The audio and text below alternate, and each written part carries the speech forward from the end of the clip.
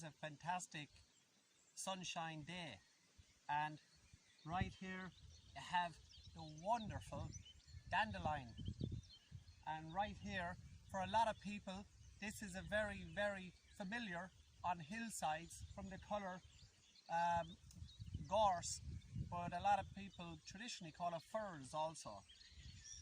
But it's the smell of the gorse, and for many people when you walk the country roads or the country hills and the breeze is drifting across and you get a strong smell of those flowers, it's absolutely fantastic. But yeah, and then you hear the humming of all the different kinds of flies and bees, and the sound in the background is the river, and there's a fantastic woodland in there where the river has lots of crayfish, which are rarely seen in certain waters these days. But there's also a wonderful tiny little thing called stone loach fish, and they have little barbels. They look like a tiny little catfish, but anyway, that's different. Let's go have a look at some stuff.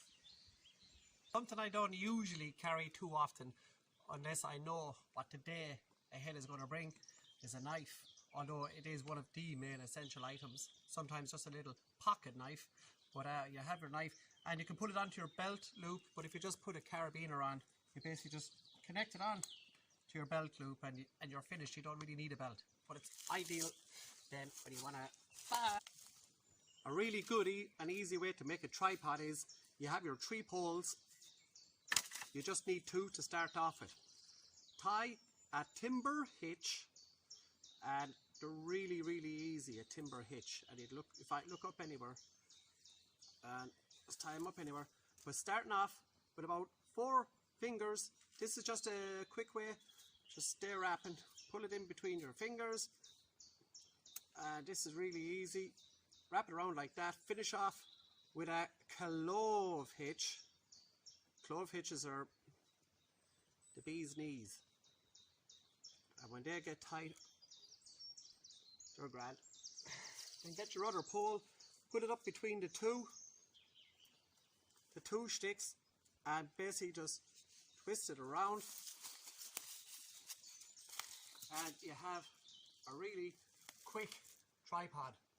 But there is another way to tie it, which is even stronger again, where you have more lashings. We'll take a really fast look at that. There are actually 2 other ways, so we might take a quick look at that. And this is what that one looks like. And of course the white stick being willow, that I have stripped of the willow bark to make cordage. Or on the other hand, you could just go around a few times, keep a little bit of a space like that, and then just tie it off really with a couple of tight lashings like that. And of course, if you feed it from the top, the gravity brings it down, and bring it over and feed it down. And I'm actually going to use this tripod right now to show you something else. And you can tie that off then with a clove hitch. Make sure it's nice and tight, and it'll be good. When you do make your tripod and standing, and you cut a stick like this, always keep the bottom short toward where it comes out, because otherwise it'll be hitting the pot where it goes on. But you have loads of space here, and you can hook your pot on, and you can leave it down. And I like to start with it as wide on the bottom, so it's low, so you can easily bring it up higher then for when you need it. Or you can just set it whatever way you want. You can have it adjustable on the top. But hey, what if we just changed this even another little slight bit? Of course, you can cut a notch as well in a stick to hang down to hold your pot, or else you could just do this. You cut one stick with 2 pieces coming off, put your kettle and put your pot. You can raise it, you can lower it, you can have a little stew in your pot here, you can have your water in here, and it works out. But hey, why stop there? Why stop there when you could have a pot of 3? Now, you could get a better stick than this. That's a little bit wider. You could have a thicker stick. You know yourself what I'm talking about. This is just an example. I've nothing in these pots at the moment. But anyway, but look, this is basically your tripod, reverse tripod. That's good. And put one pot there, put one pot there. Have your fire tipping away. And of course you could have another pot there. And it's a little bit self-explanatory. I don't want to go into too much detail. But hey, why stop there? Let's go on to another type of adjustable pot holder, which sometimes you just think about stuff and you think, do you know what, I just have to do that. So, do you know what, I think I just have to do this. Or just do that. I like that. Although, the other one was just as good. But hey, try it out, please. Try it out and let me know how you get on. But you gotta see the next one.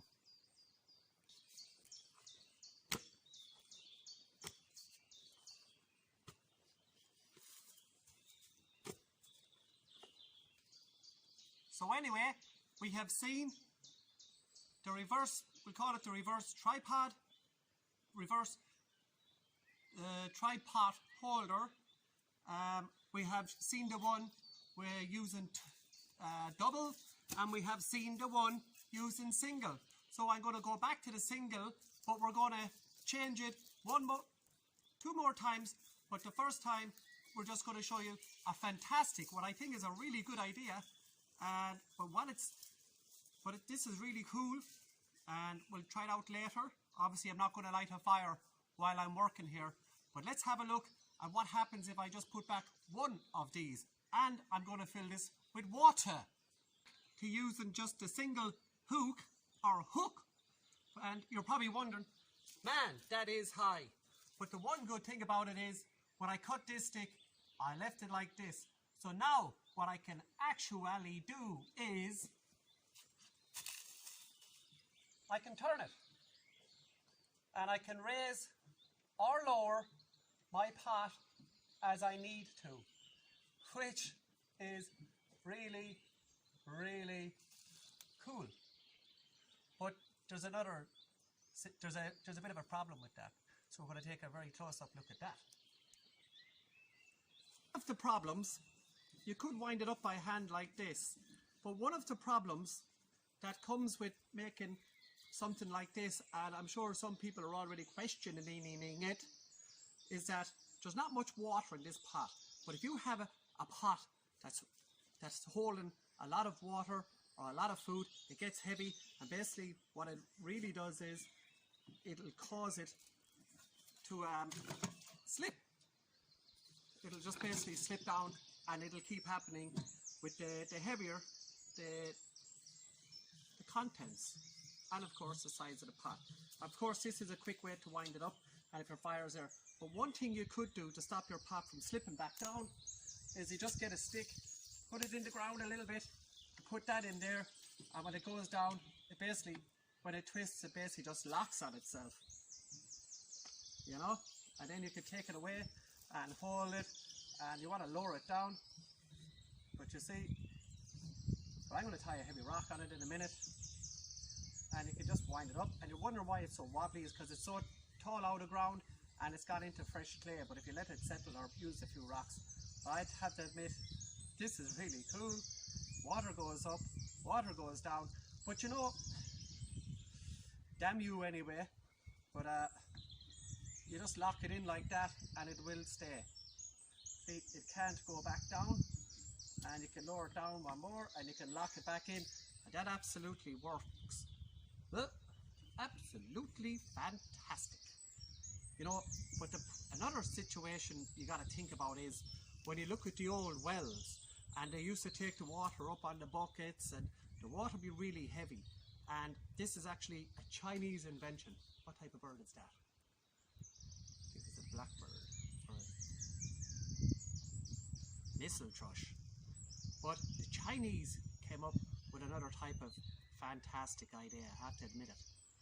But anyway, it's using this technique, and they used to use it for when people were working down in mine works, and they would lower them down.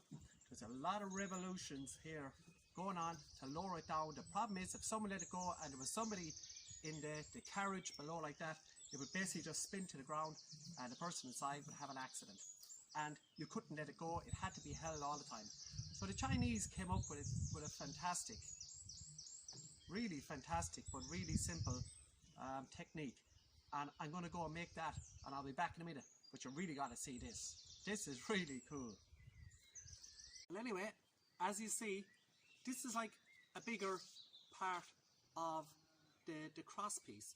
And although I can wind up this, and as you see right here, right now, I have a towel, and inside the towel I put a heavy rock. And of course, if you had, we'll say, your Dutch oven, which is a pretty heavy piece of apparatus, and that was full of liquids and food and stuff like that, it's pretty heavy, and with a bit of weight it just falls again. But yes, of course, we can wind it up again, we can wind it up again, we can wind it up again, and then again and again and again and again and again and again and again, and we can stay winding, and we can get it to the desired height. And with your stick stuck in the ground at an angle, just put that in, and no, it can't go back down. But this is the part the Chinese came up with for lowering people up and down while they were mining, or maybe digging out really deep wells, but I think possibly mining. But look, take that away, it falls. So I'm going to set up this, and then we're going to have a close-up of how it's set up, but you got to see how this works. This is very, very impressive. Damn you. Instead of using, this is the one rock I had in, and it could not sustain the weight that it falls. I'm now going to put in two very heavy pieces of rock, and without using the stick you can still raise it and lower it, but I'm going to set it up, and I have this set up here, but you really have to see how this works. So I'll be back in a second once I have this all tied up and tied in. As you see, they're up. My paracord comes down, back up, and it's twisted on this side here, wrapped around a few times, comes across, and it loops back under and folds around the same way to come back. This side is thicker, and I've just added on this to make it a bigger, like a cog, so the difference in size. So as one goes down, one goes back up. So let's see this in action, and I'm going to hang the towel on there. So anyway, I've used the carabiner on the bottom, so like a pulley system, so it's going to pass through the carabiner, and I have it wound around one wheel and another wheel, one wheel bigger than the other. Well, let's give it a turn and see what happens. But I'm going to wind it up.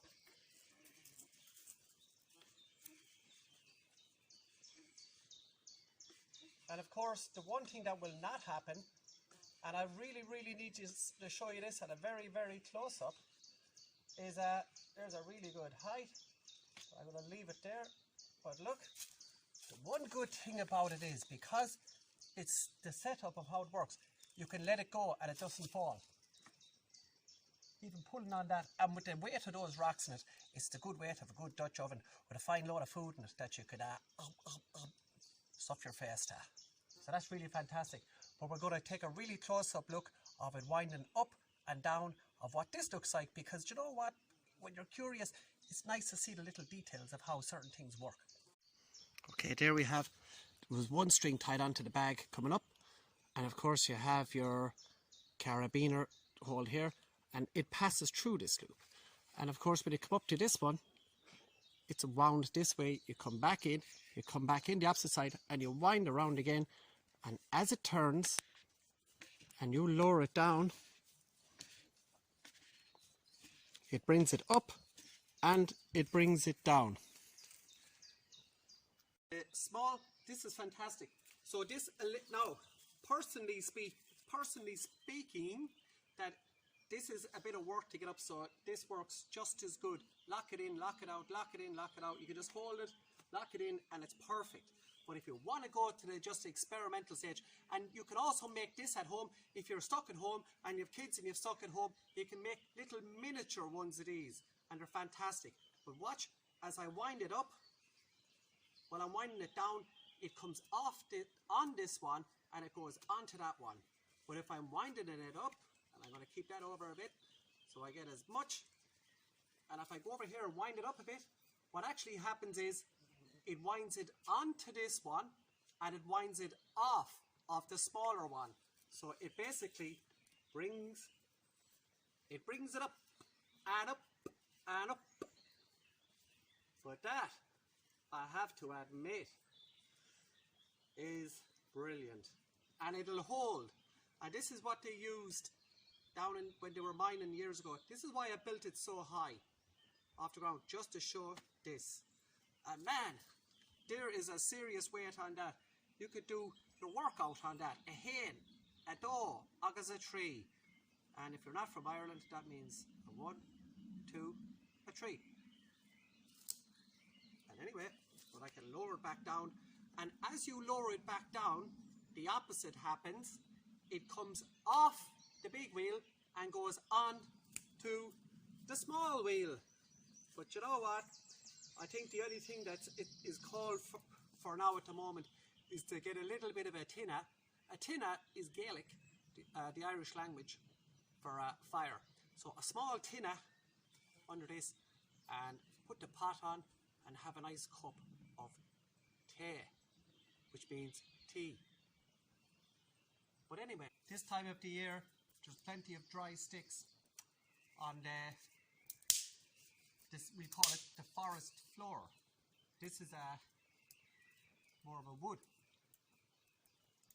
Anyway, that pot is very high. Let's see what we can do. If I go this way, it goes up, but I can go down. And yes, there's water in it.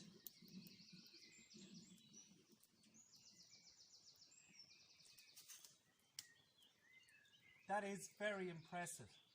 So anyway, thanks, and I really hope you enjoyed that one, because I was very interested in that one myself.